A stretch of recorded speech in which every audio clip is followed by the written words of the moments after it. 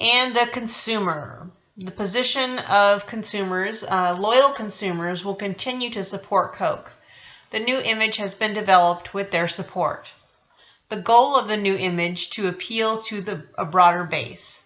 Continuing to improve based on Coke's feedback is key to success. The motivation for consumers is to be part of something exciting and new. Being able to have their input used by a global leading company is also good motivation. Now, let's take a minute to analyze the current marketing program at Coca-Cola. First of all, Coke has become one of the most recognized brands in the world, so they must be doing something right. Coke acknowledges the need to stay relevant in the millennial-driven marketplace. As a result, they have focused their recent marketing campaign on customizable packaging. However, drinks with first names on them has encouraged people to share a Coke with their friends when they find a matching bottle or can. This campaign has spread to 30 different countries and spiked sales. Next, Coke has formed strategic alliances with companies like Spotify and EcoCenter in efforts to deliver clean water and other essential services in rural communities. This has shown a great philanthropic effort and improved their corporate image.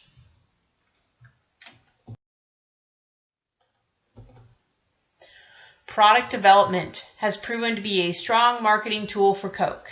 In 2012 alone, Coke introduced more than 500 new beverages. Another innovation in products is their Freestyle dispenser, allowing consumers to create custom drinks from more than 100 flavors. Coke is moving from promoting happiness to provoking it. They are encouraging consumers to communicate through interactive vending machines in different countries. And lastly, Coke is promoting their culture in a big way. As a soda superpower, they have a responsibility to take a transparent, authentic, organic, and sustainable approach to all communications. Despite providing sugary cola for the nation, Coke feels it is important to advocate against obesity and promote a healthy lifestyle. Now, our marketing recommendations. Based on the survey we conducted, we found that only 17% of 94 people are seeing ads for Coca-Cola products on social media, but we spend more time on social media and the internet than ever before. Why is it that Coca-Cola ads are still predominantly on television when most of us are now switching to an ad-free version of TV, if we haven't already gone to the internet-based TV only? Being that the society has changed to a plugged-in environment, Coca-Cola needs to seriously reconsider its advertising methods.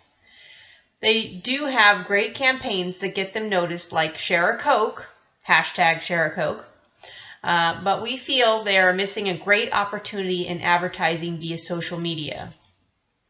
Per Lulu Chang at Digital Trends, according to this latest research, people in the U.S. check their Facebook, Twitter, and their social media accounts a staggering 17 times a day, meaning at least once every waking hour, if not more. But Americans aren't even the most dependent on these networks when compared to citizens of other countries. In fact, smartphone users in Thailand, Argentina, Malaysia, Qatar, Mexico, and South Africa checked these networking apps at least 40 times a day. So, just a small estimate, let's say that 50 million people in America are on social media, and based off of that research above, they check their social media accounts 17 times a day.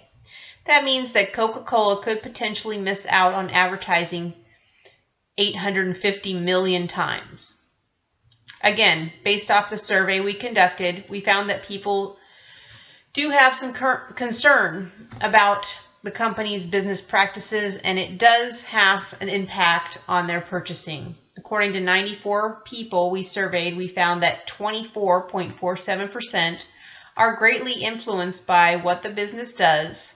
Another 46.81 stated it impacts them somewhat. And finally, just under 29% state it never impacts them. So, out of the small numbers, yes, 94 is small based on Coca-Cola's customer level. We surveyed over 70% are impacted by the company's business practices.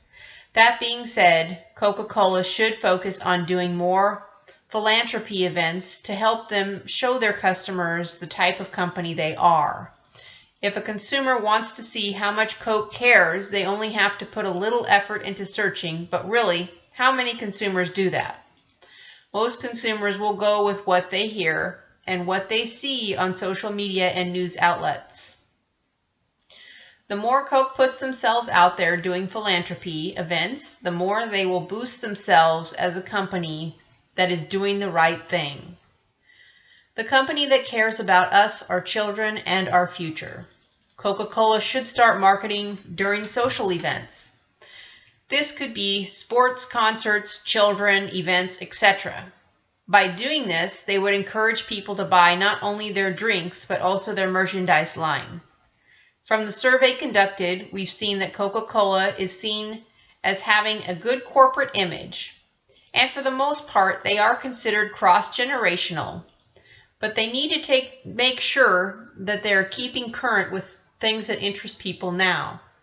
In order to stay in business, the business must stay current, and a huge number of people are in attendance at social events, like an NBA game, for example. As you can see, above in a home game for the Chicago Bulls, they have an average of 21,820 people. That tells us that Coca-Cola has a potential for advertising to over 20,000 people in one home game night at a Chicago Bulls game. Not to mention sales they could boost as well. If we average out all attendance for the 20 teams shown above, we get 18,913.25 people, with the least amount being just over 17,000. That could be advertised to in one game. Imagine 25% of the 18,913 people purchased Coke products due to the marketing they did at the home game, with an estimated cost of $3 per Coke, could bring in over $14,000 in just drinks alone. That doesn't even consider the amount of money they could bring in for merchandise sales.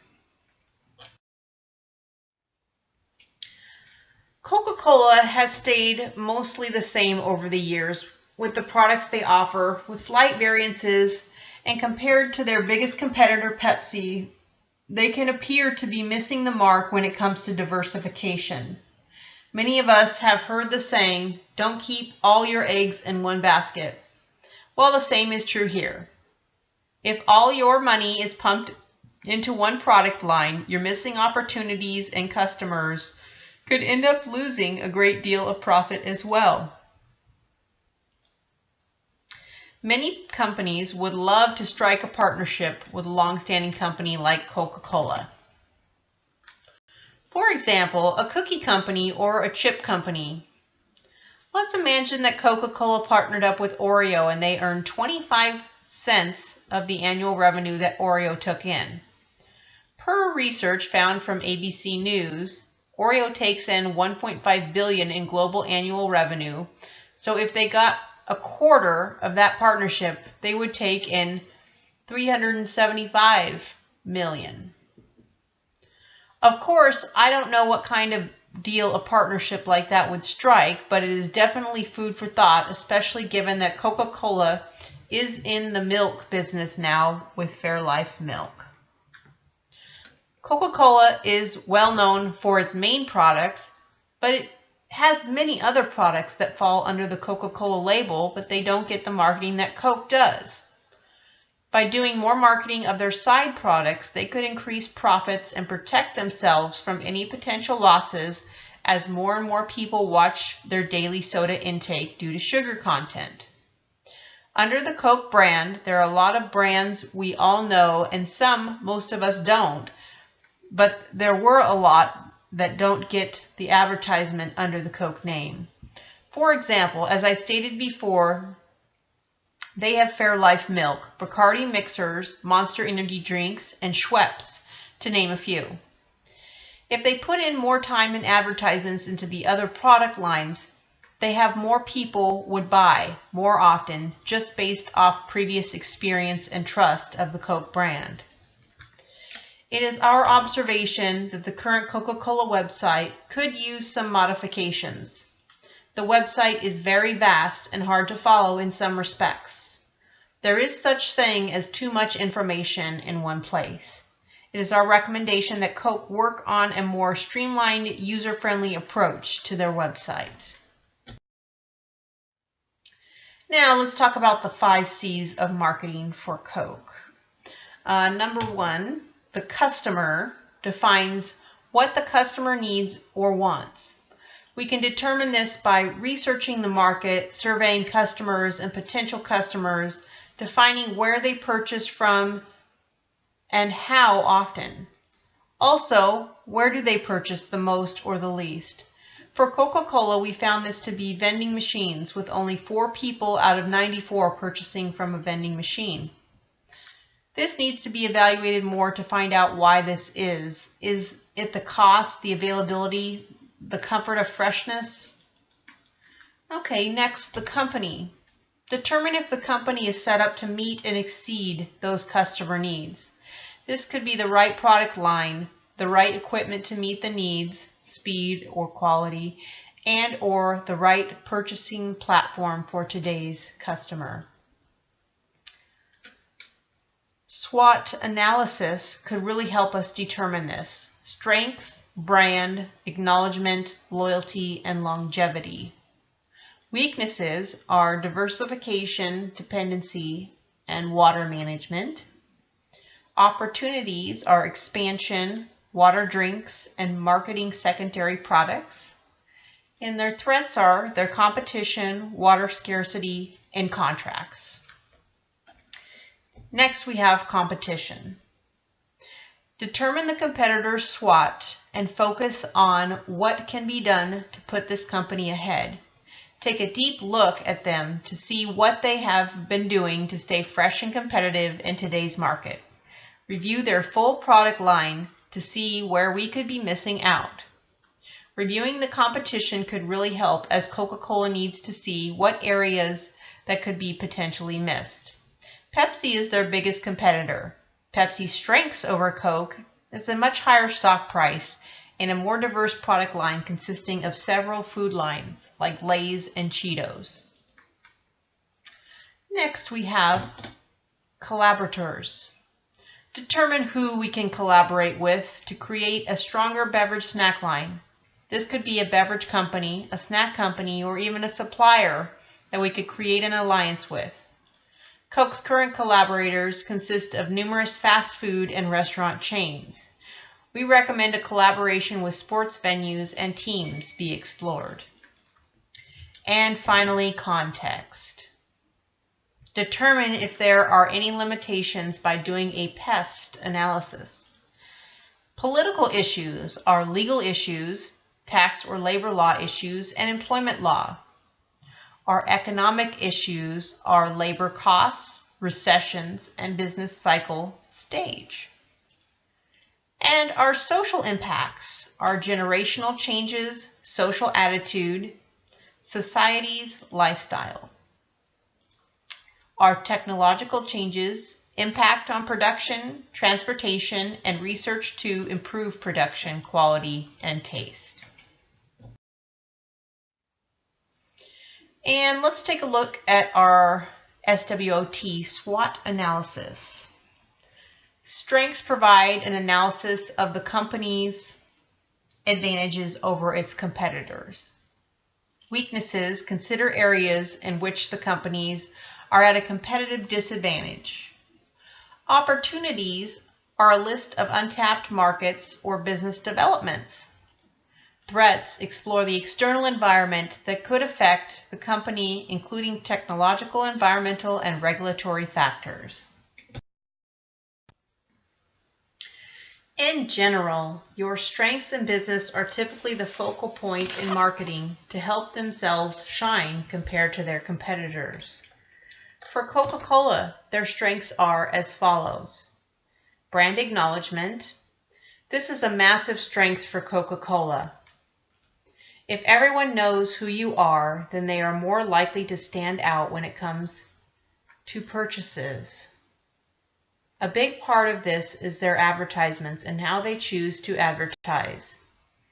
When you see commercials for Coca-Cola, everyone is having fun, smiling, and connected.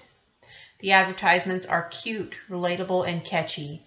People look forward to their ads and actually talk about them to others, spreading the brand acknowledgement.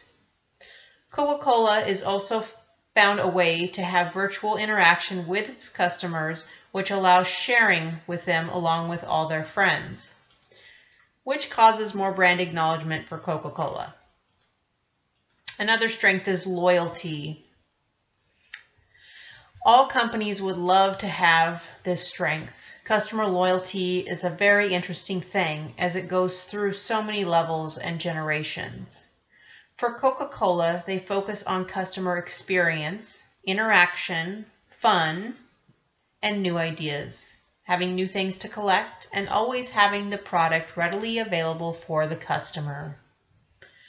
Striving to have the most innovative product available to the customers, and of course a quality product, is important. Word of mouth is a blessing and a curse. They strive to have a great product for their customers to talk about. Another big strength for Coke is longevity. They've been in business since 1886, and many customers have never known anything but being a fan of their product, as it's been around so long and it was a brand for their families. For a business, what that does for them is it gives them a lifelong customer who will bring their love of the brand to their friends and family. And now for the weaknesses. Our weaknesses aren't necessarily bad or good. It's just something we don't excel with. With effort, even our weaknesses can become our strengths. Coca-Cola's weaknesses are diversification. Coca-Cola has stayed with what they know best, which is great, but their biggest competitor, Pepsi, struck out in the 1960s to include Frito-Lay and then struck deals with Pizza Hut and Starbucks. Coca-Cola has struck out some but stayed only with the beverage lineup. There is a huge area of snacks and fast food chains that could be striking deals with to better align themselves to get as much purchasing power as possible. When customers buy from PepsiCo, it's likely that Pepsi has sold 2 products, a drink and some chips, to Coca-Cola's 1, as they have a limited face in the marketplace. Dependency. Coca-Cola is highly dependent on its distributors selling their products. Let's think about this for a moment. When you go to a restaurant and you have a choice of drinks, how much advertisement are you seeing about the soda they offer? I know for sure when I go, I usually have to ask, are you serving Coke or Pepsi? It's not obvious in most cases, and it really should be. I'm sure Coca-Cola would like it to be, and I'm sure they'd like it to be up front and center to encourage customers to get their product. After a recent survey, it was found that customers were likely to purchase soda as much as they were water. The question is why? Is it the cost involved, or is it the lack of encouragement and enticement? Water management. Water is a huge requirement and resource for Coca-Cola, but this is something that they have been actively working on. Water consumption has been a huge eyesore for many years now, as well as we all try to lessen the overusage of water, as many developing countries are struggling just to have regular drinking water, and billions of gallons of water are being used to make soda. As per Coca-Cola, our system-wide efficiency has improved for 12 straight years. When we started this journey in 2004, we were using 2.7 liters of water to make a 1 liter product. This means that 1 liter of water is in the product and another 1.7 liters is used in the manufacturing process, mostly for keeping the equipment clean. Today they're using 2 liters of water to make 1 liter of product, and they're working to reduce it to 1.7 liters of water per liter of product. A 25% improvement by 2020. Improving our water efficiency. As with any company, Coca-Cola has its opportunities. They are as follows. Expansion. Coca-Cola needs to expand into look at expanding its horizons a bit. Their main focus is the brand that got them here, which is great, but there is a great opportunity in expanding into the food business and also expanding their footprint in the products already under their brand. By doing this, we would increase their revenue. Also, they can lessen their costs in distribution if they merge with a snack company, as they would take on some of the costs of distributing their Coca-Cola brand as well. Packaged water. While Coca-Cola has a presence in packaged water, it's not very well known or advertised. Every day people are drinking water, and a large number of us buy the pre-bottled type, especially at events or at fast food places, delis, etc. Also, there has been a huge push to become healthier, and many people are trying to walk away from sugar.